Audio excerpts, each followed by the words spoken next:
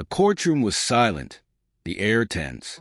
Despite the swiveling heads, the clicking of pens from court reporters, and the intense gaze of the judge, all eyes seemed to be on one small figure. 6-year-old Lucas sat in a chair, his feet dangling inches off the floor. He clutched the hem of his blue sweater, crumpling it into a wrinkled mess. He had just said it. The words had taken everyone by surprise. Mommy's lying. A few minutes earlier, the custody battle between Ava and Michael Shepard had taken center stage. Ava sat solemnly, her slender frame draped in a tailored navy blue dress.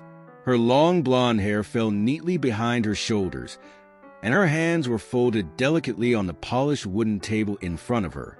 "I devoted my life to Lucas's happiness, his safety," Ava said, her voice a controlled symphony. But beneath the calm veneer of life, the pain was like a mournful melody. Michael, the man I once trusted, chose to hide from all inspiration, like a leaf in the wind.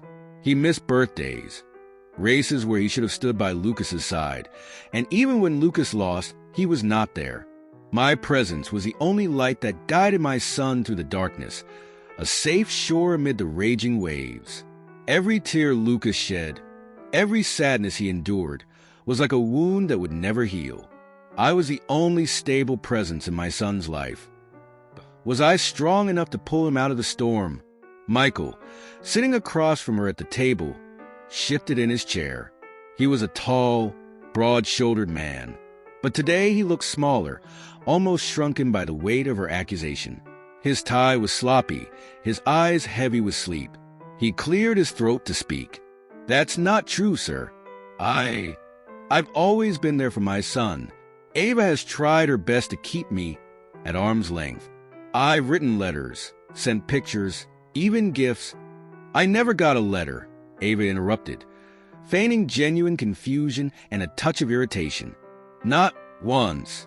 Michael's words faltered, and that's when Lucas, small and timid, found his voice. "You're lying?" The gasp echoed like a shockwave through the room. Ava stiffened, her expression momentarily crumbling before returning to something like shock, as if her own son's words were an unfathomable betrayal. Michael sat up straight, gripping the arms of his chair. Lucas, the judge, a wise and experienced woman named Judge Harrison, said, leaning forward from her high perch. Her voice softened, sensing the boy's truth. "Why would you say that? And remember, we're asking you to be truthful in this trial. Take your time." Lucas finished the scene below, his little attack quick to strike as he processed the danger of the confession. His eyes, wide and black as coal, darted back and forth between his mother and father before returning to Judge Harrison. I found them," he ground out. "The letters and pictures. They were in Mom's drawers. And Mom told me not to tell Dad and to say bad things about Dad." Ava's face tensed, color spreading to her cheeks. "He's just a kid, Your Honor," she said quickly. "He doesn't understand." "I'm not lying," Lucas interjected, his voice rising with urgency that shook the room. His hands clenched into small fists. "I found them. Dad sent me the drawings and pictures, and Mom hid them. Mom said Dad didn't care about me. But that wasn't true because Dad sent all those letters." Judge Harrison raised her hand, signaling the courtroom to be quiet as a murmur of voices began to spread among the attendees. Ava opened her mouth again, but no sound came out. Michael, for the first time that day, expressed hope. His eyes were soft, the soft light of unshed tears catching the sterile light of the courtroom. The judge, her gaze as sharp as a needle, turned to a member of the panel, and in her authoritative voice she ordered, "Please take Lucas to the Child Protection Attorney's office immediately, so he can find some peace and safety in that space." Everyone in the room turned to Lucas, making him feel like a million lights were shining on his young soul. Her voice changed to a soft, gentle sound, warm as the spring sunshine, as she turned to the boy, her hands gently reaching out to comfort him. "Lucas, thank you for standing up and speaking up. You are so brave." The words of praise were soft but powerful. There was a light in your heart that lifted a ray of hope, helping you escape the fear and loneliness that surrounded you, like a star burning in the dark night. Lucas nodded silently, letting the person who accepted guide him out of the chair choose. His small hand looked incredibly fragile in the hand of the default warning to restore. As he left the room, he glanced over his shoulder one last time, his eyes simply looking at his parents before disappearing through the heavy double doors. The courtroom was gathered again after a short break. Ava had to be identified now. Her stillness was starting to break. Michael remained silent, his fingers intertwined on the table, as if holding himself in the waiting room for the judge to decide. Judge Harrison watched his parents for a long moment before speaking. Her tone was decisive but compassionate, carrying the weight of someone who had seen too many families broken beyond repair. "This is one of the most difficult tasks I have ever presided over," she began. "But Lucas's voice today reminded me of what is at the heart of this process. His healing, not your favors, not your grievances, not your attempts to paint each other as the bad guys. It is Lucas and his right to love and be loved by both parents." The knocking sounded, the sound of a heartbeat racing. Joint custody, a difficult decision, but also the only way to avoid pointless battles, emotional storms. Mandatory counseling for both Ava and Michael, two souls once connected now on opposite sides of the battle line. But now, they were forced to face the truth. Regular reconciliation sessions are held, like trials without judgment, where fragmented emotions are invited to heal.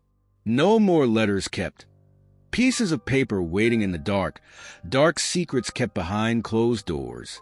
No more lies whispered like poisonous snakes around their minds. No more using children as cold weapons against each other, making us the victims of an endless war. Now, a glimmer of hope, if only they would step in and seek the truth in the thorny errors. Michael saw Lucas for the first time since the verdict that evening. It was a supervised visit to the building's playroom, where the walls were painted with cheerful cartoon animals and the shelves were filled with toys and books. But none of that mattered to Lucas. As soon as he saw his father, he ran to him, throwing himself into Michael's arms with a strength Michael never thought such a small body could muster. "I won't forget you," Lucas whispered into his shoulder. Michael gulped, blinking back tears as he held his son close. "Never," he said. "Never, never." Months passed, and the road to healing was arduous. The counseling sessions were intense and often uncomfortable as Ava and Michael worked through years of resentment and misunderstanding. Ava admits to hiding the letters and photos out of anger, and Michael admits that work has taken up all his time, pulling him away from important moments. They weren't best friends, but over time, they learned to get along. They learned to listen. Lucas became their compass, his need a guiding star that kept them from falling into pettiness or bitterness. One cool fall evening, the two found themselves sitting next to each other in a crowded elementary school auditorium. The room was filled with the chatter of parents and the rustle of programs. On stage, a group of first graders lined up, each wearing a paper animal mask for the school play. Lucas spotted them amid the din, all of them, and a bright smile spread across his face, like a bubble of sunshine in a dark sky. He was dressed like a con man, his black cloak swirling around him like mysterious winds, while the camouflage mask underneath slid down, dragging on the ground, making a dry sound as he jerked his hand enthusiastically, as if calling for something that had never happened. Ava and Michael's eyes met, and in each moment, time seemed to stop. They had not looked at each other with this gaze for a long time, a gaze that was not dark and burdened with anger or rivalry, but only pure connection. A real smile appeared, a smile that stirred even the dormant memories, making their hearts tremble. In a short moment, amidst the bustling crowd and the refreshing sounds, they found each other, found the lost joy, and in the light of hope, each thing seemed to be able to return to the way it was before. The play began. It wasn't perfect. Lines were forgotten, props fell, and a child accidentally burned his mask near the spotlight. But for the parents sitting in the front row, it was a masterpiece. Because for the first time in a long time, Lucas had both his mother and father in the audience. Together, and in that small theater, under the bright spotlights, healing was not only possible, but inevitable. Life doesn't become perfect overnight. Co-parenting is an evolving challenge, with missteps along the way. But Lucas's courage and honesty sparked a necessary change. Thanks to their son's unwavering belief in love and fairness, Ava and Michael find themselves slowly, if ever, coming back to a shared purpose. And while the journey is far from over, one thing is certain. Lucas is the bridge they need to cross the chasm that separates them. His simple wish for love without conflict turned a new chapter for the better. In the end, it was the power of truth and the courage of a child